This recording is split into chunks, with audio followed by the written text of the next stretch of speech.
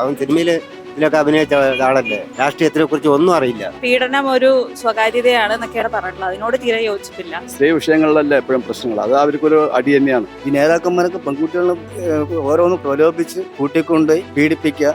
അതിനെക്കുറിച്ച് നമ്മൾ പറയുകയാണെങ്കിൽ ഈ ചാനലിൽ പറഞ്ഞാൽ ശരിയാവില്ല. അയാളിപ്പോ സിനിമാ മേഖലയിലാണല്ലോ അയാൾക്ക് അറിയാം, ഈ രാഷ്ട്രീയ മേഖല അറിയില്ല. പിന്നെ 30 കൊല്ലമായിട്ട് ഇതേ ഫീൽഡിലുള്ള ആളാണ് ശോഭാ സുരേന്ദ്രൻ. അവർ ഇത് മാത്രമാണ്, ഇവര് ഒരാഴ്ച മുമ്പ് 10 ദിവസം മുമ്പേ വന്നവരൊക്കെ എന്ത് ഭരിക്കുന്ന അറിയാലോ. ജയിക്കേണ്ട ആള് ശോഭാ സുരേന്ദ്രൻ തന്നെയാണ്. ഇവർക്ക് രണ്ടാൾക്കും ഒന്നും അറിയില്ല. അറിയാത്തവര് വന്നിട്ട് എന്താ കാര്യം? പിഷാരടിയുടെ സ്ത്രീ പരാമർശം, അതുപോലെ രാഹുൽ മാങ്കൂട്ടത്തിലിന്റെ പ്രശ്നം, പ്രശോഭിന്റെ പ്രശ്നം, അതിനെക്കുറിച്ച് നിങ്ങൾക്ക് എന്താണ് പറയാനുള്ളത്?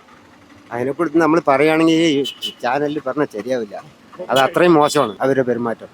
വിഷാരടിയെ പറ്റി നമുക്ക് അറിയില്ല, വന്നിട്ടല്ലേ ഉള്ളൂ. അവൻ സിനിമയിൽ ഇതിലൊക്കെ അഭിനയിച്ച ആളല്ലേ, രാഷ്ട്രീയത്തിനെ കുറിച്ച് ഒന്നും അറിയില്ല. വന്ന് പഠിക്കണം, നമ്മൾ സ്കൂൾ കുട്ടികളന്മാർ വന്ന് പഠിക്കുകയാണ്. അവരൊക്കെ വന്നിട്ട് MLA ആയിട്ട് നമുക്ക് ഇവിടെ എന്ത് നേട്ടം കിട്ടും, എന്ത് നേട്ടം നേടാൻ കഴിയും? ഉള്ളതും കൂടെ ഇല്ലാതാവും. നമുക്കൊക്കെ പെൻഷൻ കിട്ടിക്കൊണ്ടിരിക്കുന്നുണ്ട്, അതടക്കം ഇല്ലാതാവും. അത്രേ നമുക്ക് പറയാനുള്ളൂ. രമേശ് പിഷാരടിയുടെ ആണെങ്കിലും സ്ത്രീകളെ കുറിച്ചുള്ള ഒരു പരാമർശം ഉണ്ടായിരുന്നു, പ്രശോഭിനെ കുറിച്ചുള്ള ഒരു ഇത്, അതുപോലെ നമ്മുടെ രാഹുൽ മാങ്കൂട്ടം, ഇവരൊക്കെ ഇങ്ങനെ ചെയ്തതുകൊണ്ട് കോൺഗ്രസിന് നേട്ടം ഉണ്ടാവുമെന്ന് തോന്നുന്നുണ്ടോ?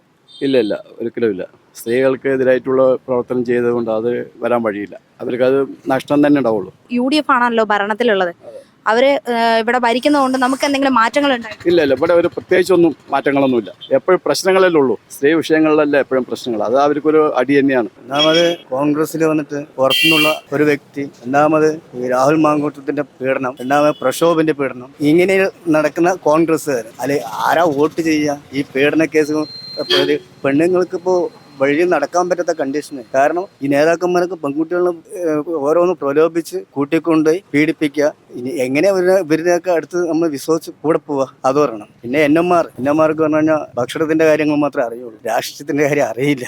അങ്ങനെ അതുകൊണ്ട് എന്തായാലും ശോഭാ സുരേന്ദ്രൻ തന്നെ പ്രവേശം വരാനുള്ള ഫുൾ 100-150% ഉറപ്പ്. ആളെ നിർത്തണമെങ്കിൽ തീരെ താല്പര്യമില്ല. കാരണം ഇപ്പോൾ പോലും പറഞ്ഞിട്ടുള്ളത് പീഡനം ഒരു സ്വകാര്യതയാണ് എന്നൊക്കെയാണ് പറഞ്ഞിട്ടുള്ളത്. അതിനോട് തീരെ യോജിപ്പില്ല. അപ്പൊ അങ്ങനെയുള്ള ഒരാളെ നിർത്തണതിൽ യാതൊരുവിധ അഭിപ്രായവും ഇല്ല, യോജിപ്പും ഇല്ല എനിക്ക്. പാലക്കാട് ജനവിധി ആർക്കൊപ്പമാണ്? ശോഭാ സുരേന്ദ്രനൊപ്പം. ഇവര് കാണിച്ച ഓരോ ഇത് അറിയാലോ, പേപ്പറിലും ന്യൂസിലും ഒക്കെ വരുന്നത്. കോൺഗ്രസിന്റെ ഭരണത്തിൽ നടന്നത് അറിയാം. ഇപ്പൊ ലേറ്റസ്റ്റ് ആയി ഒരു 10-15 ദിവസം മുമ്പേ കൗൺസിലർ ചെയ്ത പണി ഇതൊക്കെ, പിന്നെ ഒരു ഇമ്പ്രൂവ്മെന്റും ഇല്ലല്ലോ. പിന്നെ 30 കൊല്ലമായിട്ട് ഇതേ ഫീൽഡിലുള്ള ആളാണ് ശോഭാ സുരേന്ദ്രൻ. അവര് ഇത് മാത്രമാണ്, ഇവര് ഒരാഴ്ച മുമ്പ് 10 ദിവസം മുമ്പേ വന്നവരൊക്കെ എന്ത് ഭരിക്കുന്ന അറിയാലോ. ഭാരതീയ ജനതാ പാർട്ടി ജയിക്കും. സ്ഥാനാർത്ഥിയെ കുറിച്ച് വരെ അയാൾ നല്ല ആളാണ്, ഗുഡ് ആക്ടർ, എല്ലാം ശരിയാണ്. പക്ഷെ പോയി ജോയിൻ ചെയ്തത് ഇങ്ങനെയുള്ള സ്ഥലമായതുകൊണ്ട് അയാളെയും ബാധിക്കാനുള്ള ചാൻസ് ഉണ്ട്. പിഷാരടിയെ കുറിച്ച്, ആ സ്ഥാനാർത്ഥിയെ കുറിച്ച് നിങ്ങൾക്ക് എന്താണ് പറയാനുള്ളത്? ഇപ്പൊ സ്ത്രീ പരാമർശവും കാര്യങ്ങളൊക്കെ വന്നിരിക്കുകയാണ്. അയാളിപ്പോ സിനിമാ മേഖലയിലാണല്ലോ അയാൾക്ക് അറിയാം, ഈ രാഷ്ട്രീയ മേഖല അറിയില്ലല്ലോ. രാഷ്ട്രീയ മേഖല അറിയുന്ന 3 വ്യക്തികളിൽ അത് നന്നായി പരിചയമുള്ള ഒരു 30-35 കൊല്ലം പരിചയമുള്ള ശോഭ ചേച്ചിക്കാണ് രാഷ്ട്രീയത്തിനെ കുറിച്ച് അറിയാം.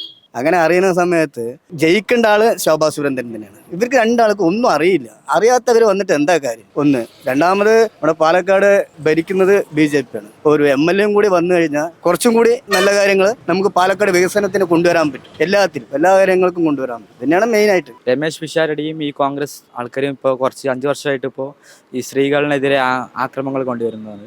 അപ്പോൾ അവർ MLA വരുന്നത് ഇവിടെ സ്ത്രീകൾക്ക് ആർക്കും സേഫ് അല്ല. അപ്പൊ അതുകൊണ്ട് ഈ പ്രശ്നം ശോഭാ സുരേന്ദ്രൻ തന്നെ വരണം, അതാണ് ഞങ്ങളുടെ താല്പര്യം. എന്താണ്, ആർക്കായിരിക്കും? ശോഭ ചേച്ചി. ശോഭ ചേച്ചി വരണം എന്നാണോ എല്ലാവരുടെയും? തീർച്ചയായിട്ടും ഞങ്ങൾക്ക് ആഗ്രഹം ശോഭ ചേച്ചി വരണം. പറയാനുള്ള കാരണം? നല്ല വ്യക്തിയാണ്, നല്ല എല്ലാവർക്കും അമ്മയാണ്. ഞങ്ങൾക്ക് ഒരു 16 കൊല്ലത്ത് നല്ലൊരു ബന്ധമാണ് ശോഭ ചേച്ചി. അതുകൊണ്ട് ശോഭ ചേച്ചി ഞങ്ങൾക്ക് വരണം. തീർച്ചയായിട്ടും ഞങ്ങൾ ജയിപ്പിക്കുന്നതിനുള്ള പൂർണ്ണ പിന്തുണയുണ്ടാവും. പാലക്കാട് ജനവിധി ആർക്കൊപ്പമാണ്? ശോഭാ സുരേന്ദ്രൻ. അവരെവിടെ നിന്നാലും നമുക്ക് വോട്ട് കൂടുതൽ ലഭിച്ചു തരും. അതുപോലെ ഒരു സ്ത്രീ, ഒരു ചേച്ചിയാണ് നിൽക്കുന്നത്. അതുകൊണ്ട് സ്ത്രീകൾക്ക് ഒരുപാട് പ്രൊട്ടക്ഷൻ കിട്ടും. അപ്പോൾ അവർ തീർച്ചയായും ഈ പ്രശ്നം ഉറപ്പായി ജയിക്കും. അതുകൊണ്ടാണ്